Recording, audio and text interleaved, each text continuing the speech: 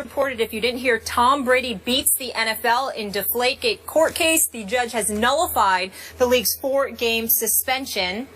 A man I miss very much, Stephen A., is with us now from vacation.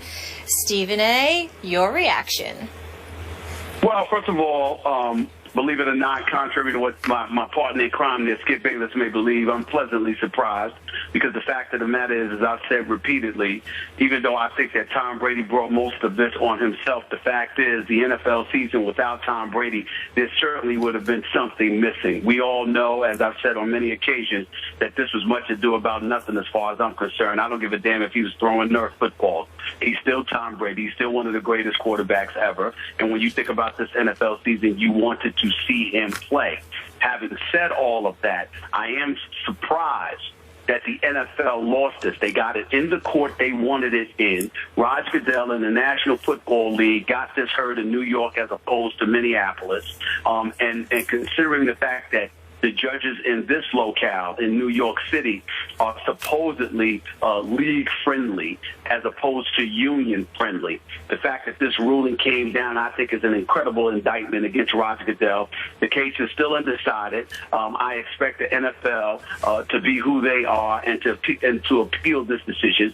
It can obviously still go to the appellate court, but I definitely believe to a strong degree that Tom Brady was exonerated in all of this, and my hat's off to him. So, time out just a second. Do I hear you moonwalking off your old opinion by saying, oh, isn't this great that Tom Brady does get to play in week 1? Is that what you're saying?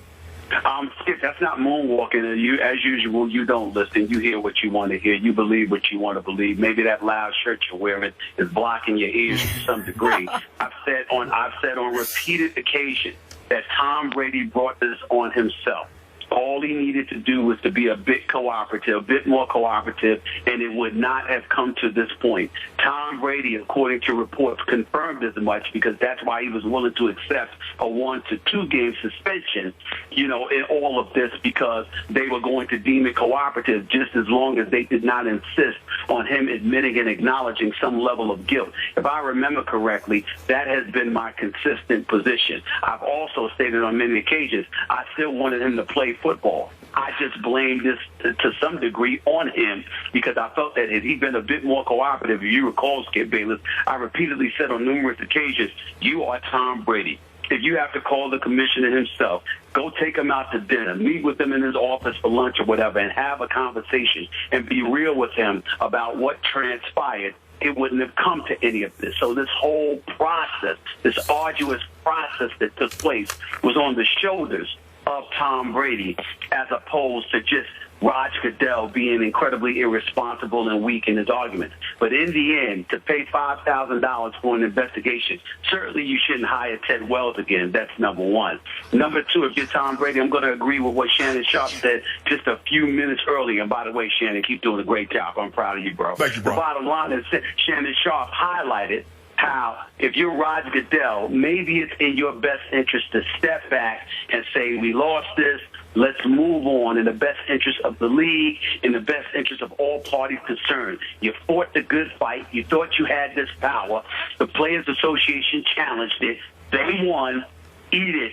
Live with it, and let's move on and get back to the business of discussing football. Stephen A., I agree with you, and I'm shocked that the league lost this case also. But what it goes to show you, although the players and the owners gave Roger Goodell absolute power, the judge basically said, your power, you were so egregious in the punishment that you handed down, I have no choice but to vacate this. Well, I think the judge definitely said that, and it's perfectly within the judge's right to do so. I think the thing that we all have to be alarmed about is precedent usually states that the commissioner's power via the collective bargaining agreement is absolute. We're usually not inclined to usurp the authority handed to the commissioner by collective bargaining negotiation. Here was an exception where even the judge acknowledged that it was an aberration, that usually he nor any other judge is prone to lean in this direction and make these decisions. The fact that they were willing to do so in this case speaks to how egregious they felt Commissioner Goodell's abuse of power actually was in this case. And as a result, more so than in anything else, whether it be Ray Rice, whether it be Greg Hardy, or a litany of other issues that we can point to, I think in this particular case involving Roger Goodell, I can't imagine anything that has hurt him more than this, because whereas domestic violence issues and off-the-field legal issues may be something he may have mishandled from time to time, that was outside the game of football. So whether it be ignorance, incompetence, insensitivity, or whatever, you can sort of get away from that because you're the commissioner and you're perceived as an individual that may not have known better.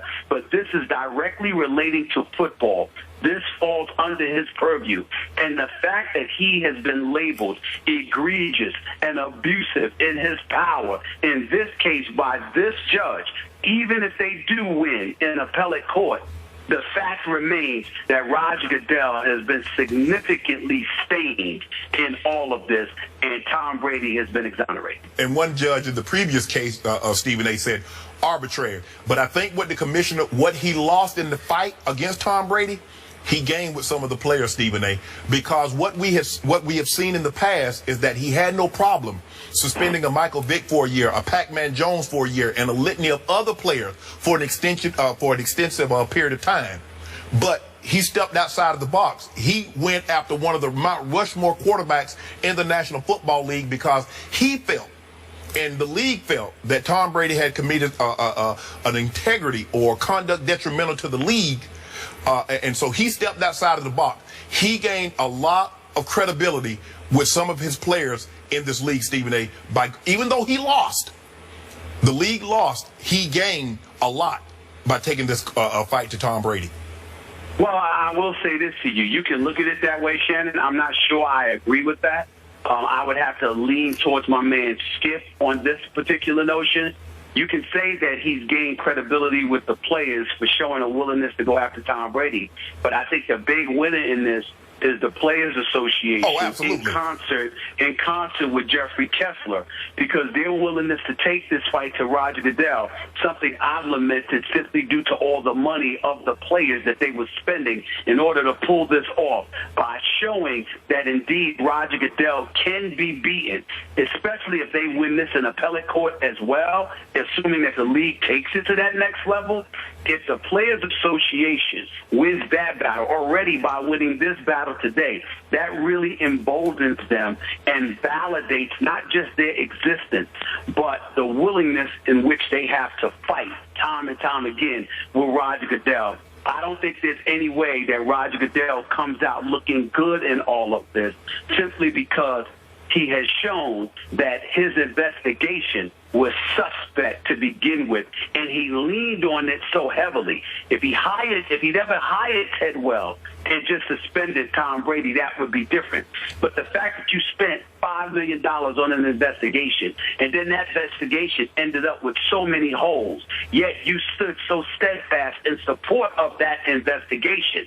If you are Roger Goodell, I think that's more of a stain than it is a compliment to the job performance you're exercising. Outside of that, the only thing that I would like to say is that I'm actually very happy about this decision, not just because I'm going to get to see Tom Brady play from week one, but the biggest reason is because I don't have to see that brat known as Skip Bayless sitting across the table from me, whining and crying about Tom Brady getting messed over, what have you. I can now see Skip Bayless smile a little bit more, be a little bit more affable, a little bit more calm. He's not terrorizing Molly. He's not terrorizing Chuck Salaturo or Kevin Rita and all the producers. He's actually going to give my colleagues and our staff a break for a change, instead of being a whining brat for Tom Brady that he has been. It's good to see you smile again, bro. It's good to see you. Couple of things there. Number one, I hate it when you take vacation because you get to rest your vocal cords and you come back on even from remote and you talk even more than you usually do when you're sitting in this chair in this studio. You've talked and talked. You've talked us all the way through 2 breaks already. And another thing, just for the record, and our hardcore longtime viewers understand this, but when Stephen A. Smith insults my clothes, that means he's completely out of ammo and cannot win the argument. He has lost the argument completely, and I want to state for the record that for the longest time on this show, Stephen A. Smith was dug in that Tom Brady cheated and he lied about it. Am I right about that, my friend? In all seriousness, in fairness to me, that was my initial position. And then as we both looked at the report and the preponderance of evidence, we saw some holes in Ted Wells' investigation. The difference between you and I is that you were willing to completely exonerate Tom Brady. And I was willing to say to you that I don't think he knew about the deflated footballs. I don't think he cheated, but he was uncooperative. I believe that, and I believe that he brought most of this on himself. And had he been a bit more cooperative and worked the cachet that comes along with his great name, then obviously I think the results of all of this would have been incredibly different, because I don't think it would have gotten to this point. Okay. I think it got to this point because he's been fighting unnecessarily. That's what I said, and I still stand by that. Fair enough. Now, remember what I told you 2 days after the Wells report came out, that Tom Brady's ultimate goal here, long-term ultimate goal, take down the commissioner, expose his lack of integrity or credibility, whatever you want to call that, to the point that he could lose his job over it. I'm going to point out to you, Stephen A., remember, the previous commissioner, Paul Tagliabue, came in on top of Goodell's Bountygate rulings and rescinded all those, vacated all those. Remember that? That was a terrible blow to Roger Goodell.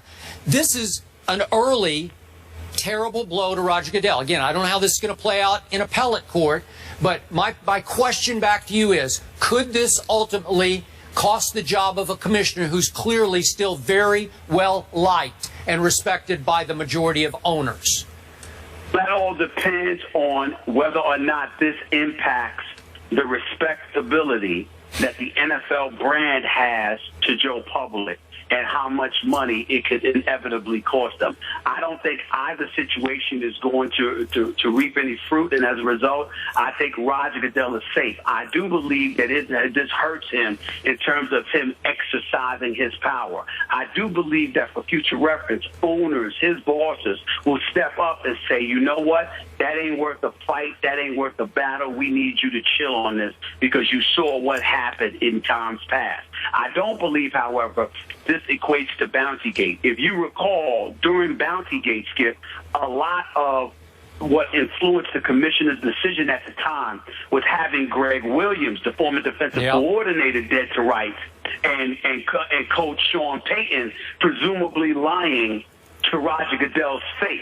So those things emboldened Roger Goodell to make the decisions that he made. And even though Paul Tagliabue came to a different conclusion, we could sort of understand why Roger Goodell jumped to the conclusions that he jumped to in light of Greg Williams and Sean Payton. In this particular instance, all he had was the Ted Wells investigation, an investigation that the league paid $5 million for. So I think this is far more incriminating to the reputation and to the respectability of Roger Goodell than Bountygate. Okay, one last quick point. I have a confession to make publicly.